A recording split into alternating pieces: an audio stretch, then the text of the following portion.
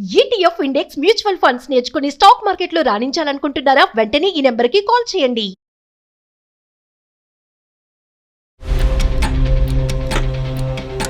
కష్టపడి అన్ని తీసుకొస్తే ఆవిడ ఇంకా సరిపోలేదు, ఇంకా ఎంత ఖర్చు పెట్టినా ఇంకా సరిపోలేదు, నాకు ఇంకా కావాలి, నువ్వేం చేతకనడమే ప్రతిసారి నన్ను రిపోర్ట్ చేశారు. ఇక్కడైనా సరే ఆవిడతో పెత్తనం, మా మామగారింట్లో కూడా ఆవిడతో పెత్తనం. సో వాళ్ళని కూడా టార్చర్ చేసేది డబ్బుల గురించి. మా మామగారు చనిపోయారని తెలిసినా సరే కూతురని బాధ్యత కూడా లేకుండా వెళ్ళలేదు. నీకెందుకు పాపం చూపించాలి? నీకేం సంబంధం అని పాపం చూపించాలి? చెత్తవెదవ మాటలు విని మీరు నిజం అనుకుంటున్నారు, కానీ ఆడు పెద్ద ఫ్రాడ్ అండి, పెద్ద సైకో. మా నాన్నగారు చనిపోయారు, చనిపోయారన్న విషయం కూడా నాకు తెలియదు. అలా చేశాడు చెత్తవెదవ.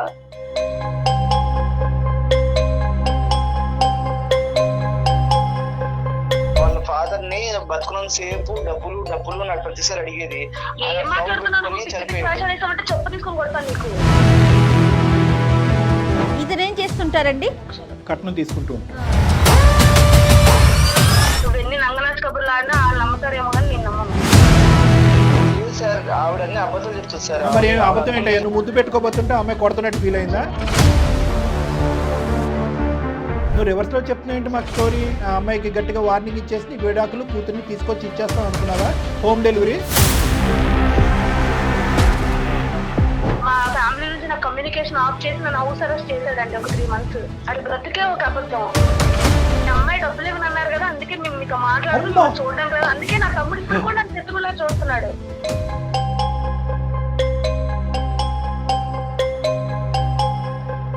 ఏదో కోపంలో జరిగింది సార్. కోపంలో మనుషులు చంపేస్తారా? తండ్రి కూతురు బంధం కూడా తెంచేసుకుంది మీ అమ్మాయి అన్నట్టుగా మాట్లాడతావా?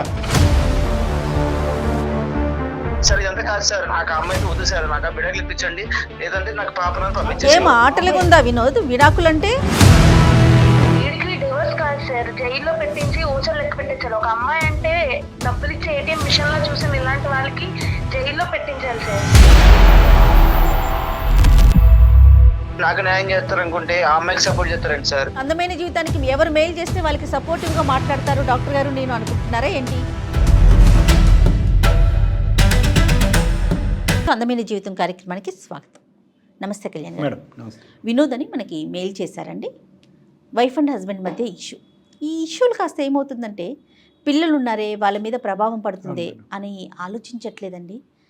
ఎవరికి బలం ఎక్కువ ఉంటే వాళ్ళు తీసుకుని వెళ్ళిపోవటం, వాళ్ళ దగ్గరే ఉంచుకోవటం, సెకండ్ పార్ట్నర్కి చూపించకపోవటము, కలవనీయకపోవటము, ఇలాంటి ఇష్యూస్ ఉంటే మనం ఫస్ట్ ప్రయారిటీ ఇస్తాము. ముఖ్యంగా మీతో మాట్లాడించేస్తే అది సార్ట్ అవుట్ అవుతుంది అనే ఒక ఉద్దేశంలో కాల్ చేస్తాను.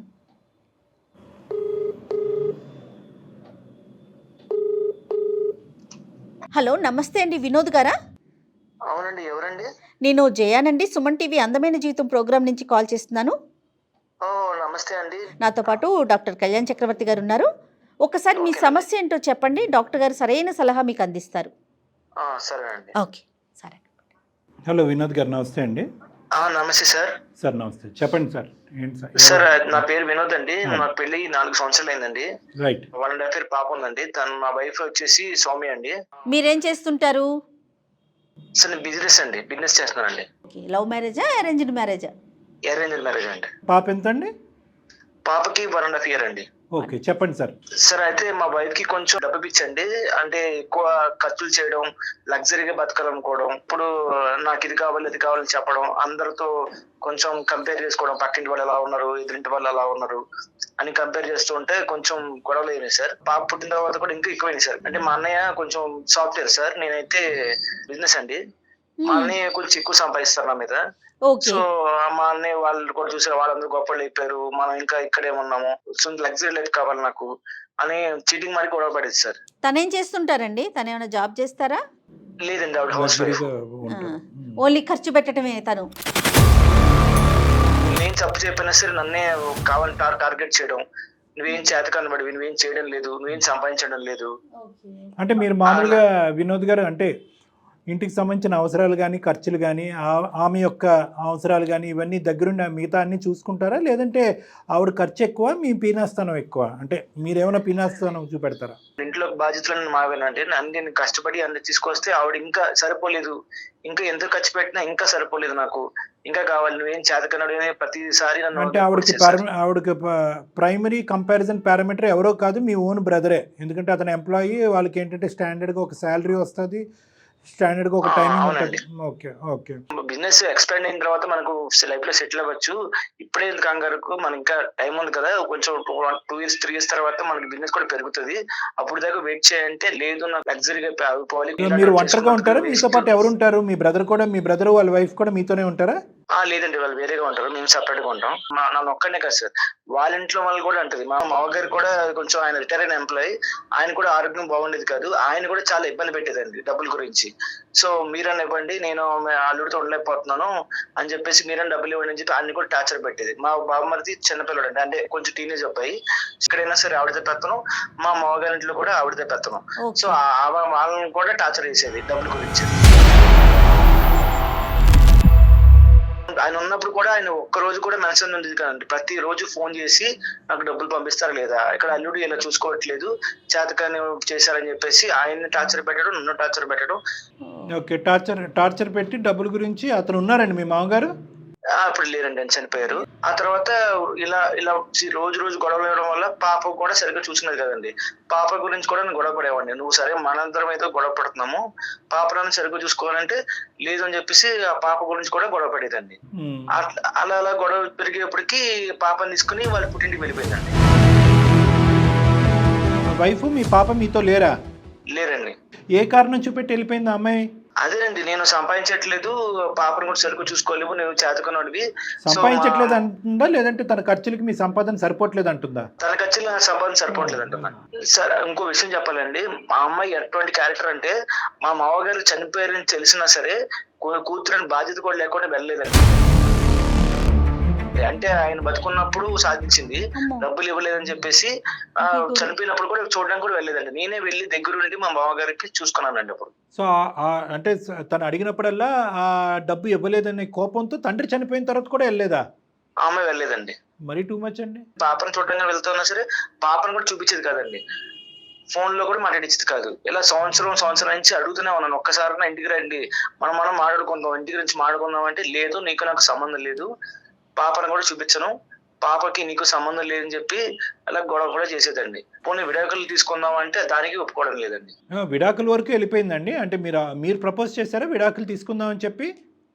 మరి సంవత్సరం నుంచి తను ఎటువంటి ప్రపోజల్ ఓకే, సంవత్సరం బట్టి రాలేదు అని చెప్పి ఈ మధ్య కాలంలో మీరు విడాకులను అడిగారా? అవునండి. దానికి ఆవిడ ఏమంటది? విడాకులు వద్దు అని అంటది, కానీ ఇక్కడ ఎటువంటి మార్పు వస్తే కనుక పాపను తీసుకుని మళ్ళీ మీ దగ్గరకు వస్తానంటది. ఆవిడకి ఏం కావాలి అంటే మీరు ఇంకొన్ని కోట్లు సంపాదించాలా? అవునండి. అంటే ఇప్పుడు మా అన్నయ్య కోటీశ్వరుడు కదండి, నేను కూడా అట్లా ఎక్కువ సంపాదించి ఆవిడని చూసుకోవాలి. మీరు కోటీశ్వరుడు అవడానికి ఇంకో 10 సంవత్సరాలు పట్టినా కూడా ఆవిడ అక్కడే ఉంటది, మీరు ఇక్కడే ఉండాలి అప్పటి వరకు. అవునండి. అందుకని నేను నాకు విడాకులు ఇప్పించండి సార్, లేకపోతే కనీసం నా పాపను నాకు దగ్గర పంపించండి, అందుకోసం సార్ ఇదంతా. సో మీరు అనేది ఏంటంటే కనుక మీ భార్య అయితే మీకు వద్దు సార్, ఎందుకంటే ఆవిడ యొక్క ఖర్చు అవనియండి, ఆవిడ యొక్క డిమాండ్స్, మెంటాలిటీస్, తండ్రి చనిపోయినా కూడా చూడటానికి వెళ్ళినటువంటి కూతురు మీ భార్య కింద వద్దు సార్. కూతురు అయితే కావాలి మీకు? కూతురు కావాలి సార్. ఆ అమ్మాయి పేరెంట్స్తో మాట్లాడారండి, వాళ్ళ మదర్ ఉన్నారు కదా, వాళ్ళతో ఎవరితో మాట్లాడారా మీరు? వాళ్ళందరికీ ఈవిడ మెంటాలిటీ తెలుసు కదా, వాళ్ళు ఏమంటారు? వాళ్ళ తమ్ముడికి ఇప్పుడే తెలిసింది సార్, ఈ మధ్యనే కొంచెం వాళ్ళ అక్క గురించి తెలిసిందే, ఫాదర్ లేరు సార్, చనిపోయారని చెప్పాను కదా. వాళ్ళ మదరు వాళ్ళ తమ్ముడు చెప్పింది కదా సార్, ఇవిడ దగ్గర పెత్తనం, వాళ్ళు మాట్లాడించేది కాదు సార్ అసలు. పెత్తనం ఓకేలేండి, కానీ అట్లీస్ట్ బాబు అల్లుడు గారు ఇలా ఉంది, ఇంట్లో పరిస్థితి ఇలా ఉంది, ఈ అమ్మాయి ఇలా అంటుంది, ఇన్ని రోజుల తర్వాత తను మీ దగ్గరకు వస్తుంది, మీరు ఇబ్బంది పడకండి, పాప ఇక్కడ బాగానే ఉంది, ఏదో ఒకటి అంటే వాళ్ళ సైడ్ ఉండేటటువంటి వాళ్ళు మీకు ఓదార్చడానికి, ఈ పెళ్లి విడిపోకుండా ఉండడానికి ఏమైనా జాగ్రత్తలు తీసుకుంటున్నారా? వాళ్ళు మాట్లాడారు సార్, కానీ ఆ అమ్మాయి నా సైడ్ వ్యతిరేకంగా చెప్పేది సార్, నేనేదో ఆమెను ఇబ్బంది పెట్టినట్టు, నేనేదో ఆమెను సరిగ్గా చూసుకున్నట్టు చెప్పేది సార్. సో అక్కడ బాగా బ్రెయిన్ వాష్ చేసింది కాబట్టి వాళ్ళు కూడా ఎవరికి మీకు కౌన్సిల్ చేయట్లేదు, ఆ అమ్మాయికి ఏం చెప్పట్లేదు. అవును సార్. డైవర్స్ నోటీస్ పంపించాను సార్, దానికి కూడా రిప్లై లేదు సార్. ఓహో, దానికి కూడా రిప్లై లేదండి? లేదు సార్. అంటే ఆవిడకి ఇష్టం లేదు. అంటే డైవర్స్ అనేది ఆబ్జెక్టివ్ కాదు, మీ ఆబ్జెక్టివ్స్ అయితే క్లియర్గానే ఉన్నాయి. డైవర్స్ కావాలి, పాప నా దగ్గరికి కావాలి, ఆవిడతో ఎటువంటి సంబంధం ఉండకూడదు అనేది మీ ఆబ్జెక్టివ్స్ క్లియర్గా ఉన్నాయి. ఆ అమ్మాయి ఒక ఆబ్జెక్టివ్ మీరు చెప్పిన దాన్ని బట్టి ఏంటంటే డైవర్స్ అయితే నాకు వద్దు కానీ అని చెప్పి నెక్స్ట్ ఏం కావాలో తెలియట్లేదు. నెక్స్ట్ పాప కావాలా, మీరు కావాలా, మీరు అందరూ కలిపి ఒక కుటుంబం కావాలనేది ఆ అమ్మాయి చెప్పట్లేదు. సో కొంచెం మాకు కన్ఫ్యూజన్ గానే ఉంది. కానీ చాలా ఇష్యూస్ చూస్తాం కళ్యాణ్ గారు, బహుశా మరి మీ దాకా వస్తాయేమో. భర్త వద్దు లేదా భార్య వద్దు, డివోర్స్ మాత్రం ఇవ్వరు. మరి అది ఏదైనా కక్ష సాధింపు అనుకుంటారో ఏంటో, మరి అది ఎందుకు అట్లా డెసిషన్ తీసుకుంటారు? మీరు అంటే మీ ఉద్దేశం ఏంటండి అందమైన జీవితానికి మీరు మెయిల్ పెట్టడానికి? మేడం అది నాకైతే పాప కావాలి మేడం. ఒక్కసారి కూడా కలవలేదు నాకు ఆ అమ్మాయితో నేనైతే ఉండలేను మేడం. ఆవిడ నన్ను టార్చర్ పెట్టింది. అంతవరకు అర్థమైంది. మేము ఎవరితో మాట్లాడాలా? అమ్మాయితో మాట్లాడాలా లేదంటే మీ అత్తగారితో మాట్లాడాలా? ఆ అమ్మాయితో మాట్లాడండి సార్ ఒకసారి. మాట్లాడి అమ్మ నువ్వు దయచేసి విడాకులు ఇచ్చేసి పాపను అతనికి ఇచ్చేయను అలా. అంతే సార్. ఇది ఎట్లా కుదురుతుంది? అలా కాదు, నువ్వు నీ కండిషన్స్ ఏంటో చెప్పు. ఇంకో మీరు వినోద్ అట్లీస్ట్ ఇక్కడ ఇది ఒక సంప్రదింపు. విడాకుల గురించి అమ్మను విడాకులి అని చెప్పేటటువంటి ప్లాట్ఫామ్ కాదు ఇది.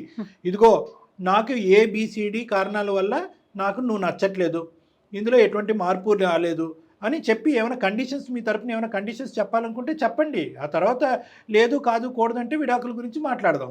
నాతో కలిసి ఉంటారంటే పర్వాలేదు సార్, కానీ ఆవిడ కలిసి ఉండదు సార్. ఆవిడది నేను చూసినాక సార్ 4 సంవత్సరాల నుంచి పెళ్లి అయింది మాకు. ఆవిడ గురించి నాకు తెలుసు సార్, ఆవిడ మారదు సార్. అందుకని కనీసం పాపలను ఇప్పించండి, లేకపోతే విడాకులను ఇప్పించండి. అన్నిటికంటే పెద్ద ప్రాబ్లం ఏంటో తెలుసా మేడం, మధ్యవర్తిత్వం చేసి బ్యాలెన్స్ తీసుకురావడానికి ఎవరి ప్రయత్నం లేదు ఇక్కడ. అవునండి. పెద్దలు అనేవాళ్ళు ఏమైపోయారో నాకు అర్థం కావట్లేదు. పెద్దల పంచాయతీ అంటారు, కౌన్సిలింగ్ కంటే 100 రెట్లు బలమైనటువంటి ఒక శక్తి. చాలా వరకు మన క్లినిక్ వరకు రాకముందే 90% ఇక్కడ ఏంటంటే ఆ అమ్మాయి ఎవరు పెద్దవాళ్ళ మాట వినాలి అని అనుకోవట్లేదు.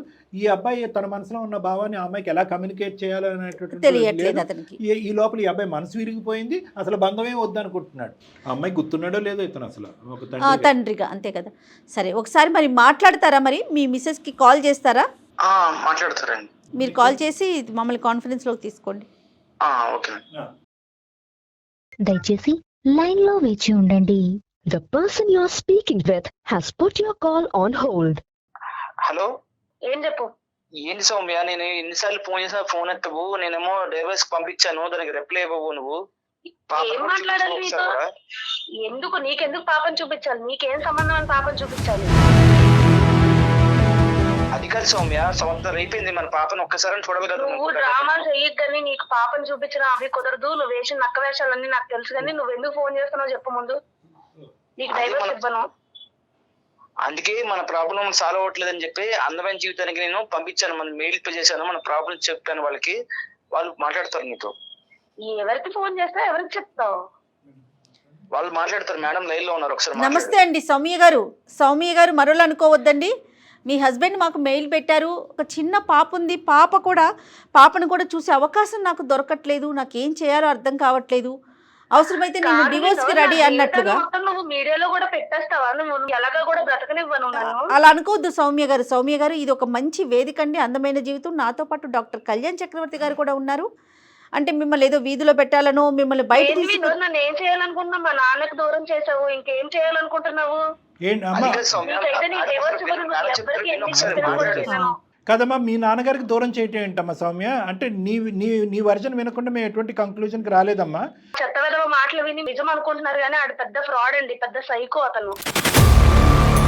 నా తండ్రి నాకు దూరం చేసిన సైకో. ఇప్పుడు నా ఇంట్లో ఉన్నా కూడా నా తమ్ముడు కూడా కనీసం నాతో మాట్లాడట్లేదు. ఇదంతా విచిత్రంగా ఉందమ్మా, మాకే ఆశ్చర్యంగా ఉంది. ఒక చిన్న నీడనిచ్చింది, దాన్ని కూడా ఉండనివ్వట్లేదు. ఇప్పుడు నన్ను వీధిలో పెట్టేశాడు ఇంకా ఏకంగా నా మీడియాలో. అయ్యో అట్లా అనుకోవద్దమ్మా. ఒక్క సబ్జెక్ట్ పక్కన పెట్టమ్మా, ఇది పబ్లిక్ ప్లాట్ఫామ్ కానీ సమస్యలకు పరిష్కారం చెప్పేటటువంటి ప్లాట్ఫామ్. అట్లీస్ట్ నీ బాధ ఏదుందో అట్లీస్ట్ వినడానికి మేము రెడీగా ఉన్నాం. అతని వర్జన్ అనేది మేమేమి గుడ్డిగా నమ్మలేదు.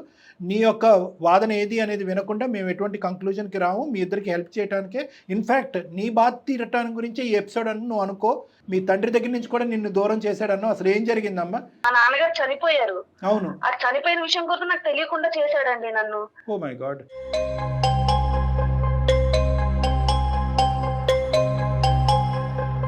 అతను ఇంకో విధంగా చెప్పాడమ్మా మాకు. ఏం చెప్పావు వినోద్? నువ్వు చెప్పు, ఏం చెప్పావు అసలు? ఏం చెప్పావు? మాకేం చెప్పావో చెప్పు వినోద్. దేనికి పాపం చూపించలే, ఏం చెప్పావు నువ్వు అసలు? అదంతా వదిలేసే, వాళ్ళ తండ్రి గురించి నువ్వు మాకేం చెప్పావో చెప్పు నాన్న. వాళ్ళ ఫాదర్ ని బతుకున్నంత సేపు డబ్బులు డబ్బులు నాకు ప్రతిసారి అడిగేది. ఏం మాట్లాడుతున్నావు నువ్వు? పిచ్చి పిచ్చి వేషాలు వేసావంటే చెప్పు తీసుకొని కొడతాను నీకు. అమ్మ నేను అడిగానా డబ్బులు? అమ్మ చెప్తా తర్వాత కొడుతు కానీ అతను అసలు ఏం చెప్తున్నాడు వినమ్మా. సోది మాటలు తప్పించి ఇంకేం ఉండదు. ఇంకా మేము అతని మాట ఎంత విన్నో, చెప్పినా ఆయన అంతే. ఇంకా అతని మాట మేము విన్నో, నువ్వు చెప్పమ్మా, నువ్వు చెప్పు అసలు ఏం జరిగింది తల్లి? మొదటి నుంచి చెప్పు. పెళ్ళై 4 సంవత్సరాలు అవుతుంది. మాకు 1 సంవత్సరం నాకు పాప ఉంది. మాది అరేంజ్ మ్యారేజ్ అండి. నాకు 30 లక్షలు కట్నం ఇచ్చి చేశారండి ఈయనకి. 30 ఇతనేం చేస్తుంటారండి? 30 లక్షలు కట్నం తీసుకుంటారు. ఎందుకు చేసుకున్నాడు? పెళ్లి అయిన దగ్గర నుంచి డబ్బు డబ్బు డబ్బు డబ్బు డబ్బు డబ్బు అదే పనండి. ఎప్పుడు మాకు గొడవలే. 30 కాకుండా 30 కాకుండా పాపం నా పెళ్లికే చాలా అప్పు చేసి ఉన్నారండి మా ఇంట్లో వాళ్ళు. హింస పెట్టి కొట్టి తిట్టి ఎన్నిసార్లు మా పుట్టింటికి వెళ్ళినా మళ్ళీ తెచ్చి మళ్ళీ అదే టార్చర్ చేసేవాడు. అన్ని చేసి చెత్త పనులన్నీ చేసి ఇప్పుడేమో మీకు చెప్తున్నాడు అన్ని. మాకేమని చెప్పాడంటే అతను మీకు విపరీతమైన డబ్బు పిచ్చంట, లగ్జరీ పిచ్చంట, ప్రతిరోజు ఒక రాజభోగాన్ని మీరు అనుభవించాలంట. లగ్జరీ నా కారులో తిప్పుతున్నావా? బంగ్లాలు కొన్నావా? 7 వారాలు నగలేసావా? ఏం కొన్నావు చెప్పు నువ్వు నాకు. అదే కదా ఏమని చెప్పి కంప్లైంట్ చేసావు? అబద్ధం చెప్పలేదు. ఏం జరిగింది? నువ్వు నాకు డబ్బు ఇచ్చావా? ఏది చూపించు. నీకు తెలీదా? ఏంటి తెలీదా? అవును, నువ్వు చేసిందే చెప్తాను అక్కడ. ఏం చేశాను? నువ్వు నీకు విడాకులు కావాలని అక్కడికి వెళ్ళావని నాకు అర్థమవుతుంది, కానీ నేనైతే నీకు విడాకులు ఇవ్వను, పాపను కూడా ఇవ్వను. నువ్వు ఎన్ని నంగనాచి కబుర్లు ఆడినా వాళ్ళు నమ్ముతారేమో కానీ నేను నమ్మను. ప్రతిసారి అడుగుతూ కొడుతూనే ఉంటాడండి డబ్బులు కొట్టడం ఏంటయ్యా వినోద్? లేదు సార్, ఆవిడ అన్ని అబద్ధాలు చెప్తుంది సార్. మరి అబద్ధం ఏంటయ్యా? నువ్వు ముద్దు పెట్టుకోబోతుంటే ఆమె కొడుతున్నట్టు ఫీల్ అయిందా? నువ్వు అది లేసి ఏదో కోపంలో అలా మాట్లాడుంటుంది సార్, అంతే సార్. మాటలు కాదు, చేతల గురించి అడుగుతుంది అమ్మాయి. ఎన్నిసార్లు కొట్టుంటా, ఎన్నిసార్లు మా పుట్టింటికి వెళ్ళాను. నువ్వు రివర్స్లో చెప్తున్నావు ఏంటి మాకు స్టోరీ?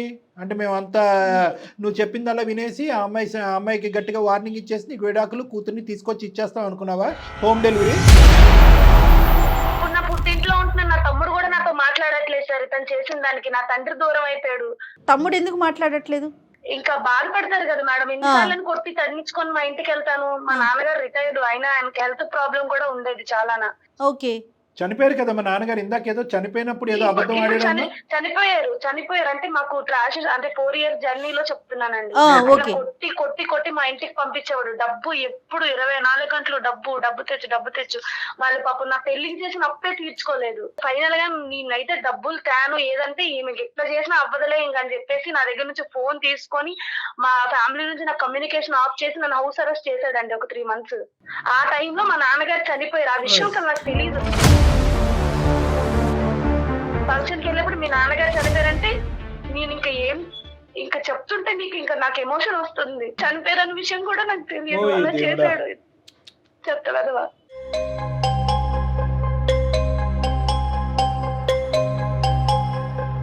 మనిషివేనా? డబ్బు కోసమే. మా నాన్నగారు చనిపోయినప్పుడు కూడా ఆయన నా కూతురు నన్ను చూడడానికి రాలేదు. డబ్బు కోసమే ఆయన ఒక ముద్ర వేసి, నా దగ్గర ఫోన్ లేదు, ఏం లేదు, మినిమం కమ్యూనికేషన్ లేదండి మా ఇంట్లో వాళ్ళతో. అది ఎదవ అంత పనికిమాలేదు, అన్ని చెప్పేది అబద్ధాలే. అది బ్రతికే ఒక అబద్ధం. వెళ్ళి మీ అమ్మాయి డబ్బులు ఇవ్వని అన్నారు కదా, అందుకే మేము మీతో మాట్లాడుతున్నాం, చూడడానికి కదా, అందుకే నా తమ్ముడు ఇప్పుడు కూడా నాకు శత్రువులా చూస్తున్నాడు.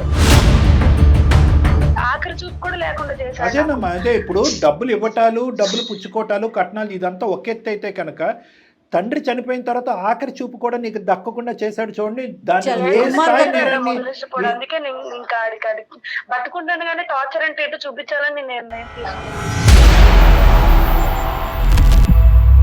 ఫ్యామిలీ అంతా డబ్బు పిచ్చి ఫ్యామిలీ సార్. అన్న కూడా డబ్బు పిచ్చి నా కొడుకే. ఈయన కూడా మా నాన్నగారికి గవర్నమెంట్ ఎంప్లాయీ కదా, డబ్బులు ఇస్తాడు అని చెప్పేసి నన్ను ఊరికే కాల్చుకుని తినేవాడు సార్, కొట్టి కొట్టి. వీళ్ళు బ్రదర్ పిల్లం కూడా వెళ్ళిపోయిందా మరి?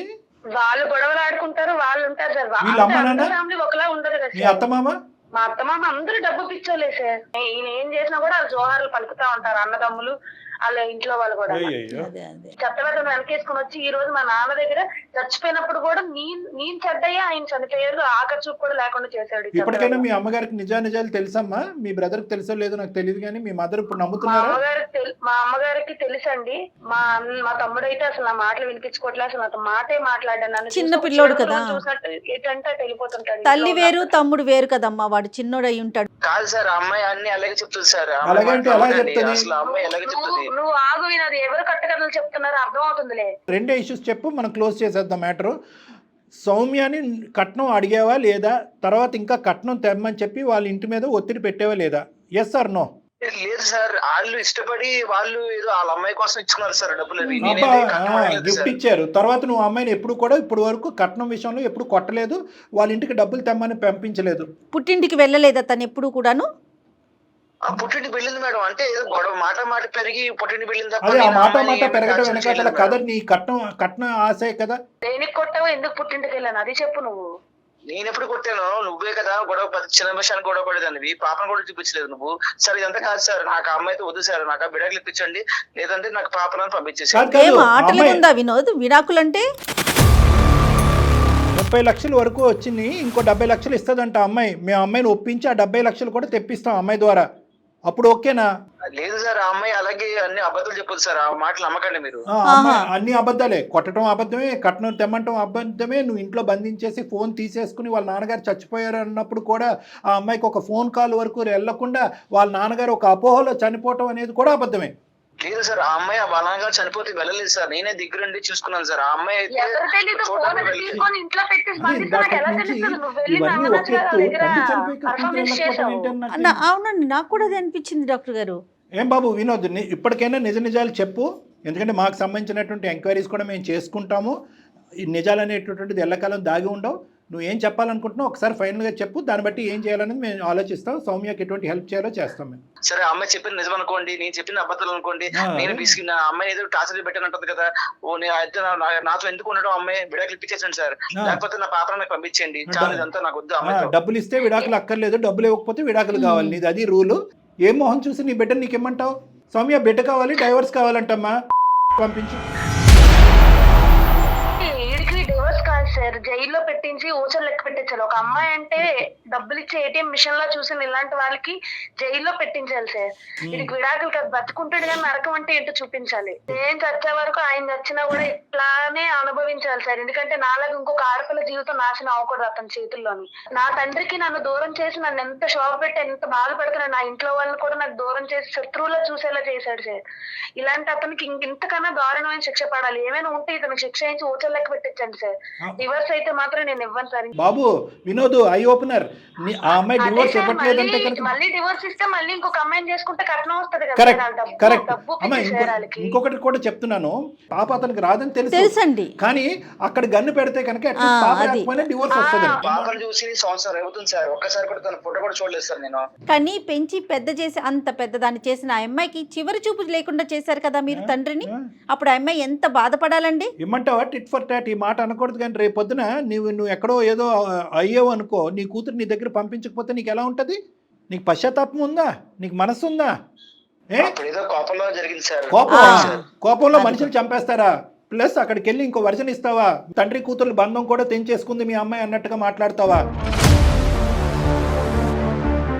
ఎంత కోపం అయ్యా, దేని గురించి క్షమించరాని తప్పది. నీ కోపం కాదు, డబ్బంటే కక్కుర్తి, డబ్బంటే ఆశ. నీకు ఆది మధ్య అంతం లేదు, నీకు ఒక ఆలోచన లేదు నీకు. ఇంకొకటమ్మా సౌమ్య, నువ్వు ఎండ్ అంటున్నావు, అతన్ని ఇలా బాధ పెడతానంటున్నావు, ఇది పద్ధతి కాదమ్మా. నువ్వు నిజంగా అతన్ని శిక్షించాలనుకుంటే కనుక దానికి వేరే మార్గాలు ఉన్నాయి. అసలు డౌరీ హెరాస్మెంట్ కింద భయంకరమైన లీగల్ సిస్టమ్, లా సిస్టమ్స్ ఉన్నాయి. మీరు మీకు ఏదో మెయిల్ చేసి నాకు న్యాయం చేస్తారు అనుకుంటే ఆ అమ్మాయికి సపోర్ట్ చేస్తారండి సార్. నాకు న్యాయం చేయండి సార్, విడాకులు ఇప్పించండి సార్. కాదు వినోద్, అందమైన జీవితానికి ఎవరు మెయిల్ చేస్తే వాళ్ళకి సపోర్టివ్ గా మాట్లాడతారు డాక్టర్ గారు నేను అనుకుంటున్నారా ఏంటి?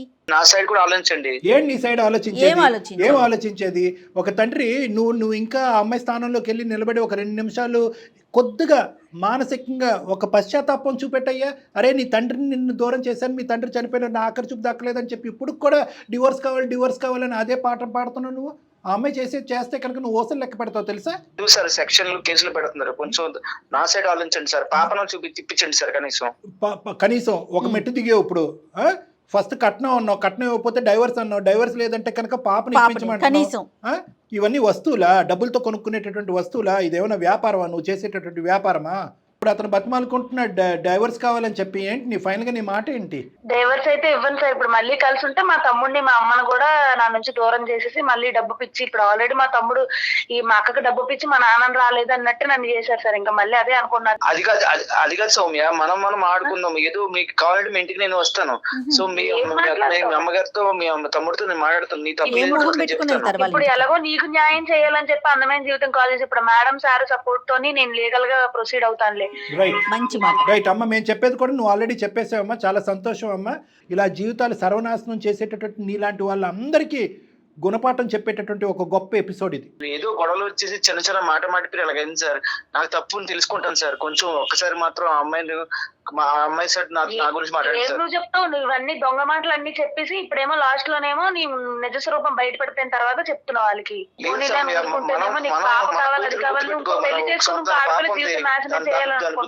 దాని గురించి మాట్లాడుకున్నాం. కూతురు ఇప్పుడు గుర్తుకొచ్చిందా మీకు? ఆ బాధతో చనిపోయినటువంటి ఆ తండ్రిని కూడా తీసుకురా, మీ ఆవిడ నీ దగ్గరికి వస్తుంది ఆటోమేటిక్ గా. మీరు రప్పిస్తాం ఒకసారికి అమ్మాయి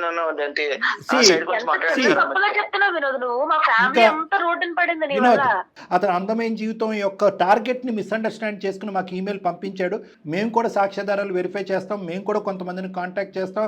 తర్వాతే మేము ఒక కంక్లూజన్ రావటం అని జరుగుతుంది. పూర్తిగా న్యాయం నీ సైడ్ ఉంది సౌమ్య. నీకు మేము సపోర్ట్గా నిలబడతాం. నిన్ను బతిమాలటం కానీ నిన్ను అతని దగ్గర పంపించటం అనేటటువంటి ప్రయత్నం మేము చేయం. ఒకప్పుడు మేము చేసినా కూడా నువ్వు వినేటటువంటి పొజిషన్లో లేవు. ఎందుకంటే నరక యాతను నువ్వు అనుభవించావు కాబట్టి. ఈ ఫోన్ కాల్ పెట్టేసిన తర్వాత జయ మేడంతో నువ్వు టచ్లో ఉండాలి. ఎందుకంటే కనుక మేము లీగల్ హెల్ప్ ఎక్కడి నుంచి నీకు సపోర్టివ్గా ఉంటుంది అనేటటువంటి కొన్ని హెల్ప్ కూడా మీ గైడెన్స్ కూడా మేము ఇవ్వటం అనేది జరుగుతుంది. ఓకేనా సౌమ్య? ఇప్పుడు మనం ఆడుకోవాలి. ఎంతైనా సరే మన ఇద్దరు భార్య భర్తలు. సో దీంట్లో మూడో వ్యక్తి రాకూడదు కదా. సో వాళ్ళకి న్యాయం చేస్తారు. మరి మమ్మల్ని ఎందుకు ఈమెయిల్ పంపించేవయ్యా? మరి మేము మూడో వ్యక్తులే కదా. మేము మూడో వ్యక్తులు కాదా? మీ ఫ్యామిలీ మెంబర్స్? నీకు కావాల్సిన న్యాయం నీకు కావాలి. నీకు కావాల్సినటువంటి కట్న న్యాయం కానీ, నీకు కావాల్సిన డివోర్స్ న్యాయం కానీ, నీకు కావాల్సినటువంటి బిడ్డ న్యాయం కావాలి. దేవుడు ఎక్కడైతే న్యాయం చేయాలనుకుంటాడో అక్కడే న్యాయం జరుగుతుంది. ఆ అమ్మాయికి ఇప్పుడు న్యాయం జరగాలి. ఆ అమ్మాయికి కాదు, నీ బిడ్డకు కూడా న్యాయం జరగాలి. ఆ విధంగా మేము ఫైట్ చేస్తాం. ఆ అమ్మాయి నేను నచ్చి చెప్తాను. ఒక్కొక్కసారి పంపించండి సార్, మాట్లాడమని సార్. మీరు న్యాయం చేస్తారని మీకు చేశాను సార్. మేము నీకు ఆల్రెడీ న్యాయం చాలా చేసాం. నీ మాటలు చాలా విన్నాం. నీ కాకమ్మ కబుర్లు చాలా విన్నాం. డబ్బు కక్కుర్తి పడినటువంటి ఒక ఆడదాన్ని శిక్షించండి అంటూ మాకు పంపించినటువంటి ఈమెయిల్ మేము చాలా తరువుగా చదివాం. ఒక భయంకరమైనటువంటి ఆడదాని దగ్గర నుంచి నాకు విముక్తి కలిగించండి అనేటువంటి డివోర్స్ ఇప్పించండి అనే అంశాన్ని కూడా చాలాసేపు విన్నాం. ఇంకా వినాలి అని మేము అనుకోవట్లేదు. ఆ అమ్మాయికి న్యాయం ఏ విధంగా న్యాయం జరగాలో ఆ అమ్మాయి చేయడానికి మేము రెడీగా ఉన్నాం. సౌమ్య, నువ్వు మా కాంటాక్ట్లో ఉండమ్మా. మా నెంబర్ కూడా ఇప్పుడు మెసేజ్ పంపిస్తారు. మీ నెంబర్ మా దగ్గర ఉంది, మేడం పంపిస్తారు. నా సైడ్ గురించి ఆలోచించండి. నీ సైడ్ గురించి చాలా ఆలోచించాం, కానీ మేము ఇంత కఠినంగా ఎప్పుడు కూడా వ్యవహరించలేదు. కానీ ఇంత భయంకరమైనటువంటి పరిస్థితికి ఇదే న్యాయం అన్నట్టుగా మేము గట్టిగా నమ్మిన తర్వాత ఇది చెప్తున్నాం. నీకేమీ అన్యాయం జరగలేదు. ఆ అమ్మాయికి పూర్తి అన్యాయం జరిగింది. ఆ అమ్మాయికి న్యాయం ఇప్పటికైనా జరిగింది. కానీ అసలు ఎంత అంటే వాళ్ళు ఎవరు మెయిల్ పెడితే వాళ్ళ వైపు వెళ్ళిపోతుంది అట్లా అనుకుంటున్నారు ఏంటో. మేము ఎవరు అంటే ఫస్ట్ ముందు మేము చెప్తే మాదే నిజం అట్లా అనుకుంటారు కదా డాక్టర్ గారు. అది ఒకటి. ఈమెయిల్ పంపించిన ఒకటి. పోనీ ఈమెయిల్ పంపించిన తర్వాత మనం ఫోన్ కాల్ ఆన్సర్ చేసిన తర్వాత నాన్న నీకేంటి అన్యాయం జరిగిందంటే అతని సైడ్ నుంచి ఒక 10%, 20%, 25% నా సైడ్ కూడా ఈ కట్నం గురించి కక్కుతు పడ్డాను, ఈ విధంగా హింసించాను, బాధపడ్డాను అనేటటువంటి మాట అంటే నీకేమైనా బుద్ధి ఉందా అయ్యా? అలా మాట్లాడతారా నీ భార్య నీకు అని అన్నా ఒక విధంగా ఉండేది. అతను కట్నం సబ్జెక్ట్ తీయలేదు. వాళ్ళ తండ్రి చనిపోయినటువంటి సబ్జెక్ట్ను మార్చేశాడు.